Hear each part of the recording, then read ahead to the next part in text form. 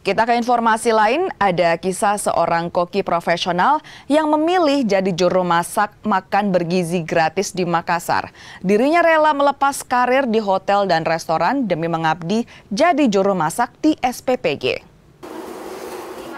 SPPG Manggala, Kota Makassar, Sulawesi Selatan ini sibuk. Para pekerja tengah berjibaku untuk menyiapkan menu MBG sebelum didistribusikan ke sekolah.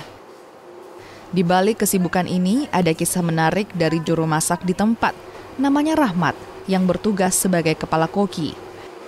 Pria Parubaya ini rupanya mantan juru masak restoran dan juga hotel terkenal di Makassar. Rahmat meninggalkan jabatannya demi mengabdi menjadi juru masak di SPPG Manggala. Rahmat pun mendapat tantangan baru, meski sudah punya pengalaman puluhan tahun di dunia masak-memasak. Selain harus menyajikan makanan dengan porsi banyak, pemenuhan gizi dalam menu MBG juga wajib diperhatikan. Mungkin kalau di ruang makan restoran, maksudnya di hotel, kita memasak buat masyarakat, umumnya keluarga.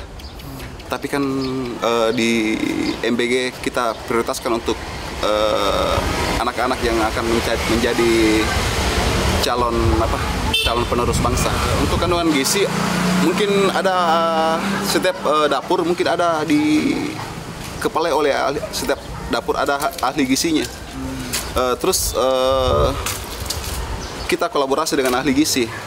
Saya dari chefnya saya buatkan makanan, diutamakan rasa, tampilan dan rasa, terus dinilai sama ahli gizi layak atau tidaknya.